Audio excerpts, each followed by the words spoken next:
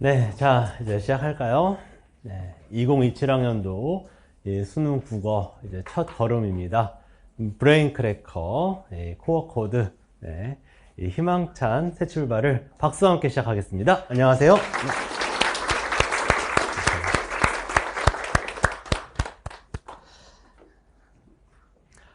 네, 오늘 여기에 이제 모인 이유는 이 수능 국어 성적의 어떤 비약을 위해서입니다. 그래서 이 수능 국어라는 과목이 참 성적 올리기 어려운 과목이죠. 그래서 이 속설로는 뭐 집을 팔아도 안 오르는 게 국어다 이런 얘기를 하기도 합니다.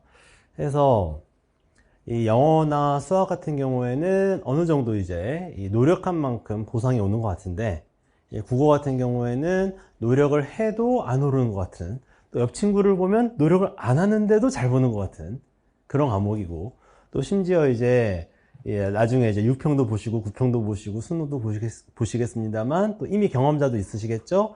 참 오르락 내리락 하는 그런 과목이거든요. 그래서 이 수능 국어 성적을 저희가 비약적으로 올리기 위해서는 이거를 먼저 알고 시작하는 게 좋을 것 같습니다. 필요한 모든 스킬을 다 갖춰야 비약적으로 성적이 오릅니다. 아시겠죠? 그래서 지금 교재 받으셨죠? 그쵸? 네.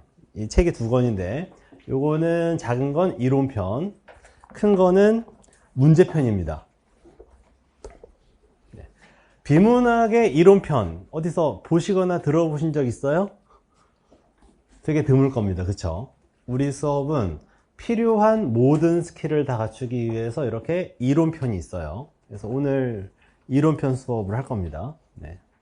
2시간 동안, 그러니까 이제 오늘이랑 이제 다음 주랑 이제 2주에 걸쳐서 이제 이론편을 같이 할 건데요. 이론을 하면서 또 이론만 하면 또 이제 재미가 없으니까 또 일부 문제를 풀겠습니다만, 사실 처음에 시작할 때는 이론을 통해서 여러분의 머릿속에 인지적 구조를 갖추는 걸 목표로 할 겁니다. 자, 여러분이 붕어빵 장사를 해보세요. 그쵸? 그랬을 때 붕어빵 틀이 엉망이면 장사를 할 수 있겠습니까? 붕어빵 틀이 엉망인데 이 붕어빵을 빨리 만들어요. 네, 그러면 장사할 수 있나요? 하지만 빨랐죠? 뭐 이러면 되나요? 팔 수 없는 붕어빵을 만들면 아무리 빨라도 소용없잖아요. 그래서 속도랑 정확성은 서로 경쟁하거든요. 근데 일단 지금 시작할 때 필요한 거는 정확성입니다. 속도가 아니라. 먼저 붕어빵 틀을 잘 갖춰 놔야지 그 다음에 붕어빵을 빨리 만드는 과정으로 넘어갈 수 있겠죠. 그래서 먼저 처음엔 여러분들이 이 인지의 틀, 이걸 전 지금 붕어빵 틀에 비유했는데요. 이걸 갖추는 걸 목표로 해야 될 겁니다. 그래서 코어 코드랑 강의는 그걸 위한 강의예요. 네. 그래서 꼼꼼하게 다 이해하고 풀어야지 라고 많이 생각을 하거든요. 오답노트에 많이 쓰는 말입니다. 꼼꼼하게 읽지 못했다. 근데 그게 중요하지 않다는 겁니다. 우리한테 필요한 거는 쟁점을 잡고 구조를 파악하는 겁니다. 이 문제의 본질적인 게 뭐냐, 출제자가 관심 있는 게 뭐냐, 그걸 우리가 쟁점이라고 하거든요. 쟁점에서 벗어난 건 쓸데없는 생각이에요. 아시겠죠? 그래서 출제자의 관심에 정해지는 생각의 집합이 있습니다. 우리는 쟁점이라 하는 거죠. 이 안에서만 생각을 해야 돼요. 그리고 그 생각의 집합 안에서 어떤 연결을 갖고 있느냐라고 하는 게 구조가 되겠죠. 그래서 쟁점을 잡고 구조를 파악하는 것, 이것이 우리의 목표가 되겠습니다. 그 다음 단계는 이제 빠르고 정확하게 선지를 플레이하면서 이제 쳐줄 건 쳐주고 맞는 건 맞다고 해주고 넣어줄 건 넣어주고 내보낼 건 내보내고 해줘야 되거든요. 그게 다음 단계가 되겠죠. 선지 플레이를 합니다. 일단 우리 같이 시작해보죠. 쟁점 잡고 구조파, 이게 우리 캐치프레이즈입니다. 그래서 일단 여러분 처음 같이 하는 건데 약간 경쟁을 한번 해볼까요? 네, 1, 2분단 한 편, 3, 4, 5분단 한 편, 이렇게 한번 해볼게요. 자, 1, 2분단 제가 선창하면 후창해 보세요. 아시겠죠? 쟁점 잡고 여기서 하시면 안 돼요. 여기만 1, 2분단만 쟁점 잡고, 네, 1, 2분단의 목소리 3, 4, 5분단 한 분단 더 많으니까 이길 수 있겠죠? 네, 같이 한번 해보겠습니다. 쟁점 잡고, 쟁점 잡고, 네, 똑같네요. 네, 저희가 왜 이렇게 외쳐보느냐, 이걸 아셔야 될 것 같아요. 우리가 외치는 이유는 여러분들이 그냥 가만히 머릿속에 수동적으로 정보를 입력해서는 여러분께 안 되거든요. 자꾸 꺼내봐야 됩니다. 아시겠죠? 손으로 글씨를 써도 좋고 말로 해봐도 좋습니다. 네. 자꾸 꺼내봐야, 뭔가를 생산해봐야 여러분께 됩니다. 이걸 이제 프로덕션 이펙트라고 하거든요. 그래서 이제 다 같이 한번 해보겠습니다. 쟁점 잡고, 쟁점 잡고, 이거를 이제 우리는 계속해 나갈 거예요. 이제 첫 걸음이잖아요. 그쵸? 이제 목적지까지 아직 먼 길이 남았거든요. 근데 이제 뚜벅뚜벅 걸어가면서 쟁점 잡고 구조 파악하는 걸 완전하게 우리 걸로 만들 겁니다. 그러면 항상 수능 국어는 여러분들에게 시간을 넉넉하게 주는 시험이 아니거든요. 부족한 시험이에요. 그런데도 이렇게 쓸데없는 생각을 쳐낼 수 있다면 시간이 부족하지 않을 겁니다. 그리고 정확성도 잡을 수 있을 거예요. 그래서 우리는 이 붕어빵 틀을 코드라 부를 겁니다. 아시겠죠? 그래서 이 제목이 코어 코드잖아요. 그쵸?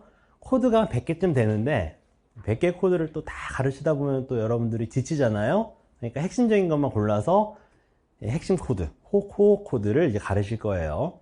물론 이제 코드 중에서는 자주 나오는 것도 있고 적게 나오는 것도 있습니다. 근데 이 시험에서 출제자의 머릿속에 어떤 중요히 생각하는 집합들이라고 말할 수 있을 텐데, 이런 코드들을, 쟁점들을 할 수 있겠죠?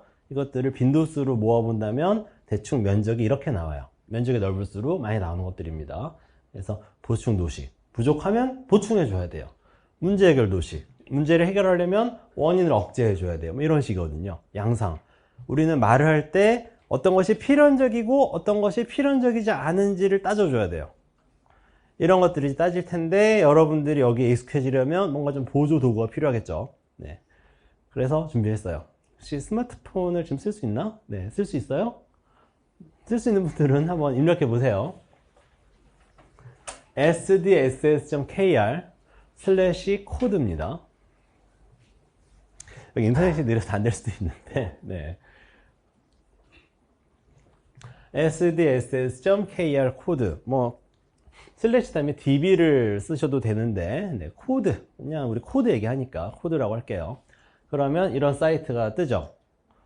이 사이트는 뭐 리트, 수능, 그리고 이제 미트라는 시험도 있어요. 선생님이 수석했던. 그래서 다양한 인지적성 시험들을 검색할 수 있게 되어 있습니다. 예를 들어서 키워드 검색, 여기 보이죠? 이 키워드 검색에 하면 줄기세포 한번 쳐볼래요? 줄기세포.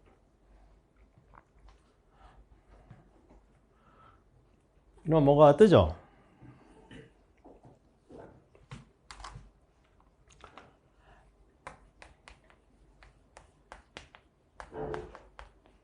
수능 같은 경우에는 정답률을 찾기가 쉽습니다. 어렵지 않아요. 근데 리트나 미트 같은 경우에는 정답률 찾기가 어렵거든요. 근데 이 사이트에는 모든 리트 문제에 정답률이 다 입력되어 있습니다.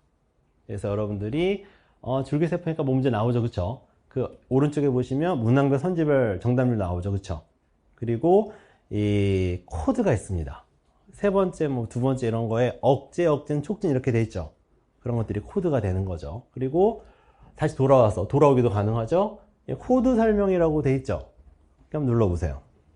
그러면 100개의 코드가 나옵니다. 제가 생각할 때 한 100개 정도의 코드가 리트, 수능, 미트 통틀어서 중요한 것 같아요. 그래서 여러분들이 이 필요한 모든 걸 다 갖고 있다면, 네, 비약적 성적 형성이 가능할 거라는 게 제 의견입니다. 물론 제 의견이기도 하지만 요즘 인공지능 연구를 통해서도 뒷받침되고 있어요. 구글에서 이제 이 대형 언어 모델들을 연구해 보니까 한 100개 정도의 코드가 있더라는 거죠, 언어 이해에는. 그래서 100개 정도의 코드를 잘 조합하면 어떤 글이든 이해할 수 있다.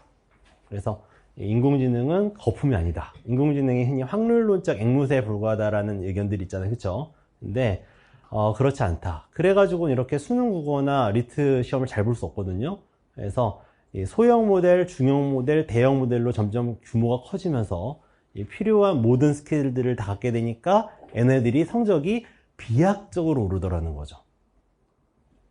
처음에 작은 모델일 때는 수능 국어 뭐 9등급, 8등급 그러다가 좀 더 중형 모델이 되니까 좀 더 한 5등급 정도 되다가 대형 모델이 되니까 갑자기 1등급이 되더라는 거죠. 그래서 여러분들의 비유하자면 갑자기 5등급, 3등급, 1등급 이렇게 올라가는 거잖아요, 그쵸? 이런 걸 이제 구글에서는 창발성이라 부르거든요. 그래서 수능 국어도 이런 창발성이 가능하다고 저는 생각을 해요. 그래서 여러분들이 필요한 걸 다 갖춘다면 성적이 많이 오를 수 있다. 그래서 수능 국어를 제가 오랜 시간 동안 가르쳐오면서 고민했던 게 노력을 해도 안 돼요 라는 학생들이 참 많단 말이에요. 그래서 우리가 노력의 방향을 잘 잡아야 됩니다. 예를 들어서 내가 노력을 한다고 해서 손가락의 개수를 하나 더 늘릴 수 있어요? 그럴 순 없잖아요. 그쵸? 예를 들어 단기 기억의 용량을 늘린다거나 아니면 내가 뭔가를 기억하는 방식을 바꾼다거나 그런 거는 불가능한 일입니다. 우리 인간들한테는 다 뭔가 기본적인 하드웨어에 공통점이 있단 말이에요. 하지만 소프트웨어는 바꿀 수 있잖아요. 그래서 쟁점을 잡고 구조를 파악할 수 있도록 생각의 집합 안에서 여러분들이 문제를 푸는 연습을 꾸준히 한다면, 그렇다면 비약이 가능하다라는 게 제 생각이에요. 자, 그러면 이 내용을 같이 보겠습니다. 우리의 목표는 이겁니다. 내재되어 있는 논리, 마치 프로그램에 내재된 논리가 있는 것처럼 이 시험에도 내재된 논리가 있다. 그래서 붕어빵의 재료는 계속 바뀌어요. 슈크림을 넣어도 되고 팥을 넣어도 돼요. 그쵸? 그리고 일부러 매일 바꿔요. 네. 수능 출제된 건 다시 출제하지 않는 원칙이 있거든요. 국어에서. 그런데 틀은 똑같단 말이죠. 그 틀을 우리는 코드라고 합니다. 그래서 이 코드를 배우고 적용하는 연습을 함으로써 내 거를 만들 거예요. 그러기 위해서 많은 문제를 같이 풀어봐야겠죠. 근데 방향성을 잃으면 안 돼요. 우리가 하려는 거는 코드를 채워하는 겁니다. 그래서 이 수능 국어에 그동안 제대로 된 독해 방법론이 있었나? 라는 생각이 들어요. 그래서 이 스키마 이론의 바탕을 둔 이 코드를 통해서 여러분들이 이 비문학에 대해서 명시적으로 이론을 갖게 되길 바랍니다. 물론 우리 수업은 문학도 다뤄요. 이 책 안에 문학도 있거든요. 네, 문학 있다고 해서 책이 이상한 게 아니라 비문학 책이라고 한 적 없잖아요. 그렇죠? 비문학 문학을 다 다루는데 문학의 코드도 비문학 코드를 확장한 거거든요. 그래서 연속성상에서 보시면 되겠습니다. 그래서 우리 이론서는 로봇이 하나 있네요. 네, 뭔가 이제 이 코드를 입력해서 여러분들이 잘 산출했으면 좋겠다는 거죠. 네, 그래서 로봇을 사용했는데 여기 보면 뭐 리터러시 프로토콜 이렇게 온 이렇게 돼 있거든요. 그렇죠? 그래서 여러분들한테 코드를 얻으려고 그래요. 그래서 4부 16장으로 되어 있는 이론서를 통해서 여러분들이 코드를 배워 나갈 것이고, 그다음에 이제 문제편 보이시죠? 이 문제편에 이제 9주차의 내용들이 들어 있는데 일단 코드를 배우면서 코드에 맞는 기술 문제도 풀어볼 거예요. 그래서 이제 파트 1이 되겠죠. 그 다음에 파트 2는 일단 영역별로 한번 볼 거예요. 그래서 인문도 보고 사회도 보고 과학기술도 보고 이런 식으로 또 코드를 적용해 볼 겁니다. 또 각 영역마다 중요한 코드가 조금씩 다르단 말이에요. 예를 들어서 법학 같은 경우에는 오늘 배우겠지만 주로 조건문을 다룹니다. 근데 과학기술 지문 같은 경우에는 주로 인과관계를 다룹니다. 그래서 뭔가 비중이 다르기 때문에 여러분들이 또 영역별로도 연습을 하셔야 돼요. 그 다음에 문학의 10가지 코드를 배울 겁니다. 2주 동안. 그 다음에 이제 최신 기출을 배울 거예요. 8주차는 2016 수능을 비문학 세계 문학 하나 배워볼 거예요. 최신 기출 한번 써봐야죠. 그쵸? 특히 이번 2016 수능은 오랜만에 비문학이 어렵게 나왔거든요. 그래서 어려운 비문학에 한번 적용해 볼 거고요. 이제 여러분들이 준비가 다 됐다 싶으면 9주차에서는 리트 문제를 풀어볼 겁니다. 그래서 이 리트까지 해서 끝내는 책이에요. 기본적 원리는 다 똑같단 말이에요. 코드가. 그래서 여러분들이 이 책을 잘 공부하신다면 나중에 이제 여러분들이 리트 시험을 보려고 했을 때 굉장히 큰 도움을 받을 수 있을 겁니다. 아니면 PSAT 시험. 최근에 뉴스 나왔죠? 9급 공무원 시험도 PSAT로 바뀐다고요? 그래서 PSAT 시험이든 리트 시험이든 아니면 요즘 NCS 시험이라는 것도 있어요. 이 공기업 들어가는 시험. 그리고 대기업 시험들도 대부분 마찬가지입니다. 네, 그렇죠. SSAT라든가 SAT 다 비슷합니다. 그래서 기본적인 원리를 배우면 틀을 잘 배우고 나면 평생 써먹을 수 있는 지적 자산이 될 거예요. 그래서 이제 이 부크 목적은 여러분의 비약이다.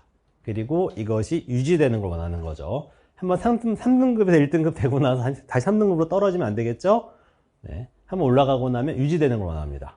그래서 다시는 돌아가지 않게 비가역적으로 한번 보이기 시작하면 내가 옛날에 왜 이걸 못 봤을까 싶을 거예요. 한번 보이기 시작하면 잘 보일 겁니다. 그래서 그거를 우리는 목표로 하고요.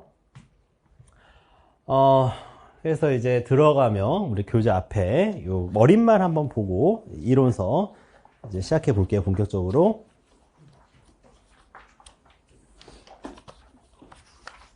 네, 작은 책에 이렇게 들어가면 라고 있죠. 이제 GPT-5까지 나왔죠? 네, 이미 GPT-4에서도 수능 국어 97점을 받았거든요. 그래서 요즘 주식 투자하시는 분들이 인공지능이 거품인가 아닌가 그런 얘기 많이 하거든요. 네, 거품 아닌 것 같습니다. 제 느낌상.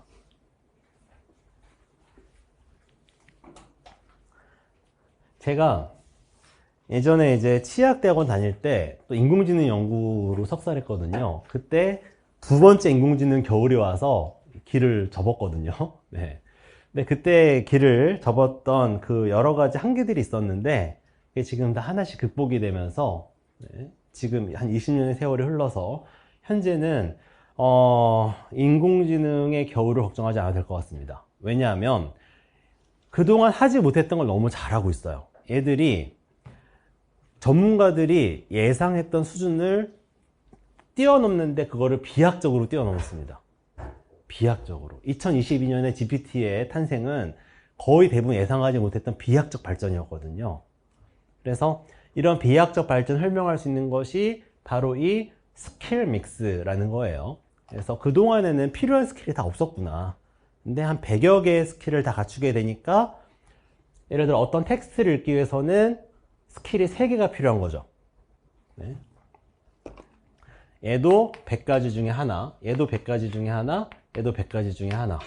그러면 곱하면 10의 6승이 되겠죠. 그래서 글은 여러 가지 조합이 가능한데 3가지 조합이 가능하다면 다 읽을 수 있는 거죠. 4가지 조합이 가능하다면 이렇게 글을 읽을 수 있겠죠. 5개의 조합이 가능하다면 100억 개도 가능하겠죠.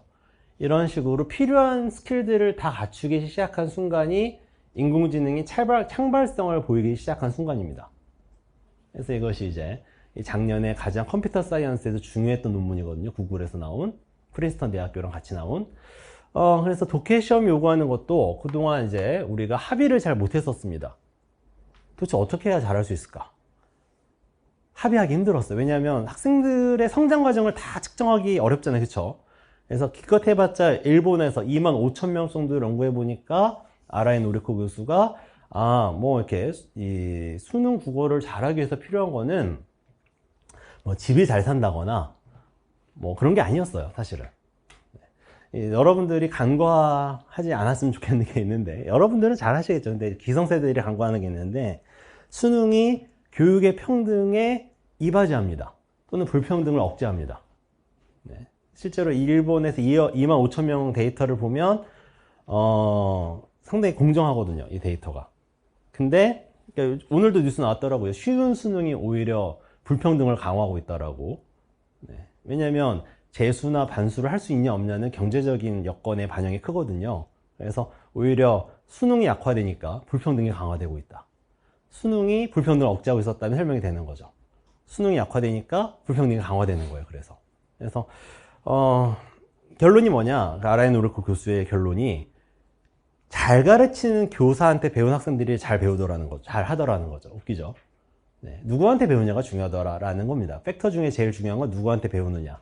근데 그 이유를 이렇게 설명할 수 있을 것 같아요. 문제를 잘 푸는 교사는, 잘 푸는 교사가 또 잘 가르치는 교사고, 그런 사람들은 이제 뭔가 스킬들을 가지고 있었다는 거죠. 그 스킬들을 잘 전수받아야 잘 풀 수 있다고 가설을 세운다면 이런 것들이 다 설명이 됩니다. 그래서 인공지능 쪽을 이제 우리가 참고를 하겠지만 이건 유추기 때문에 단정적이진 않지만 코드의 조합을 하면 비약하는 것 같아요. 그래서 제가 이제 작년에 코드 중심 강의를 했었는데 참 많은 친구들이 이 비약을 경험했고, 그래서 좀 더 이제 데이터가 모이면 논문도 쓸 수 있지 않을까 싶은데, 어쨌든 이제 이 코드의 조합이 비약의 비결이다. 그래서 여러분들이 이 코드를 잘 배워서 비약했으면 좋겠습니다. 여기까지 이제 OT예요. 네.